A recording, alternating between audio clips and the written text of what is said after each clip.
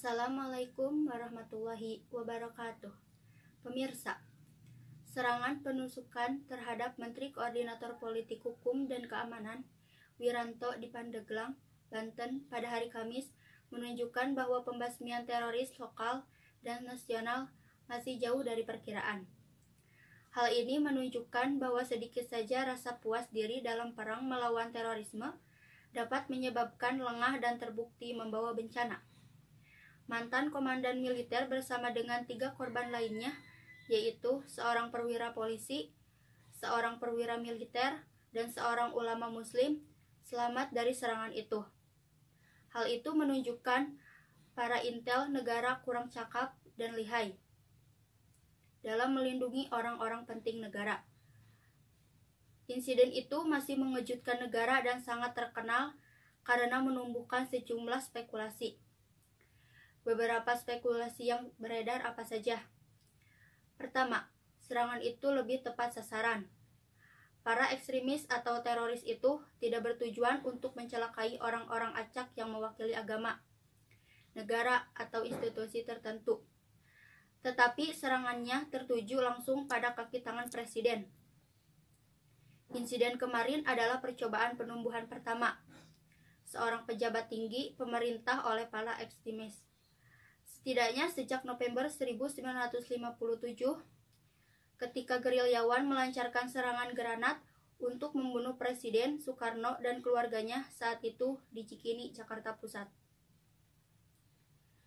Kedua, itu dilakukan di siang hari bolong dan di hadapan personel keamanan dan lusinan pengamat yang secara naluriah merekam insiden itu dari setiap sudut dan memungkinkan aksi teror yang dilakukan mendapatkan paparan maksimal bahkan sebelum media melaporkannya. Para tersangka yang diidentifikasi sebagai Syariat Alamsyah juga dikenal sebagai Abu Rara dan istrinya Fitri Adriana. Segera ditangkap setelah serangan itu. Telah terungkap bahwa mereka adalah anggota Jamaah Ansharul Daulah, sel teroris lokal yang terkait dengan negara Islam. Dengan kejadian itu, bangsa ini kembali bergumul dengan pertanyaan yang sama yang telah berulang kali ditanyakan. Apakah ini akan pernah berakhir? Mungkinkah itu dihindari? Pertanyaan-pertanyaan semacam itu bahkan lebih relevan mengingat fakta bahwa insiden Pandeglang terjadi hanya 2 hari sebelum peringatan Bom Bali 2002 pada 12 Oktober. Insiden terbaru yang terjadi sayangnya menghilangkan rasa kepercayaan dan keamanan yang dibutuhkan masyarakat. Sangat membingungkan bahwa seorang kepala menteri keamanan telah menjadi korban serangan teror skala rendah oleh 2 ekstremis yang menurut Kepala Badan Intelijen Negara. Budi Gunawan telah berada di radar intelijen setidaknya selama 3 bulan. Kepala intelijen itu bahkan mengklaim bahwa Abu Rara telah diketahui mengumpulkan pisau sebelum serangan hari Kamis.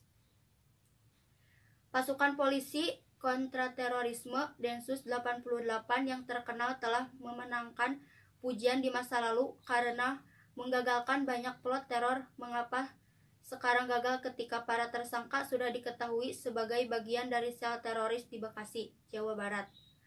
Hal ini membuat masyarakat curiga ada sesuatu yang tidak beres. Tahun lalu negara mengeluarkan UU terorisme yang lebih keras yang memungkinkan tersangka teroris ditahan hingga 14 hari tanpa tuduhan. Mereka juga dapat ditahan selama 12 hari setelah didakwa dengan terorisme. Undang-undang ini juga mengamanatkan langkah-langkah kontradikalisasi dan deradikalisasi. Ketika undang-undang itu diberlakukan, undang-undang itu menyulut keprihatinan hak asasi manusia. Tetapi undang-undang itu membawa harapan baru lagi, tindakan kontraterorisme yang lebih kuat dan komprehensif. Tetapi insiden terbaru menunjukkan bahwa dibutuhkan lebih dari sekedar dokumen hukum untuk memerangi terorisme. Negara tidak hanya membutuhkan strategi yang lebih baik, tetapi juga keyakinan yang lebih kuat untuk mengakhiri perang tanpa akhir ini. Saya Maira Nopiana Pajerin, demikian sekilas info. Assalamualaikum warahmatullahi wabarakatuh.